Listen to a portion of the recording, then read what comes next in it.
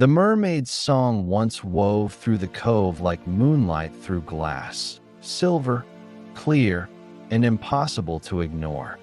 Fishermen paused with nets slack and night-blooming corals open to listen. Her voice held tides and stories, ancient voyages, shipwrecks, the names of stars sailors had forgotten. But one autumn evening, after she saved a drowning child from a storm and dragged him to shore, her song slipped away. When she opened her throat, all that came was a hollow hush, as if the sea itself had taken back her music. Shocked and ashamed, she hid in an underwater cavern draped with kelp and pearls, fearing the curious boats and the pity of the shore people.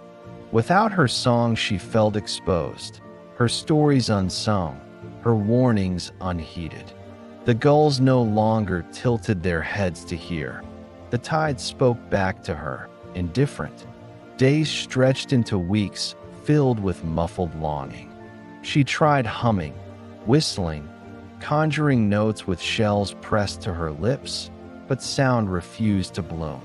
The silence taught her to listen instead, to the crack of a crab's shell, the slow scrape of a starfish, the whispered arguments of algae. In that listening, she learned other languages. She coaxed wounded fish into shoals with soft touches and guided lost dolphins toward warm currents with careful nudges. A lonely seal taught her how to clap water to be heard. An old turtle showed her how to rearrange stones so migrating eels would find their path. On moonless nights, she traced patterns across the sand that told stories in light and shadow.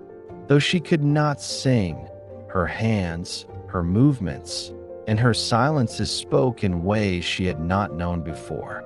Word of the mute mermaid drifted to the child she had saved. Now grown and a cartographer, he returned to the cove with maps and a stubborn kindness. He listened to the patterns she had made and noticed the way the seabed letters pointed to a reef where ships were wrecking themselves on unseen shoals.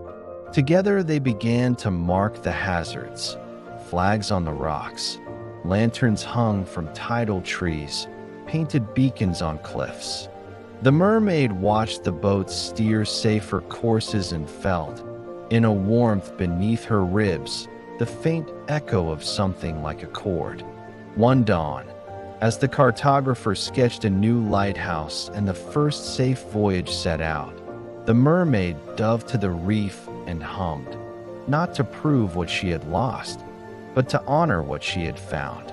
The sound that rose was small and raw, braided with the memory of her old songs and the new languages she had learned. It wasn't the silver tide of before, but it was enough. Boats turned with confidence. Dolphins spun in celebration. The cartographer lifted his head and smiled.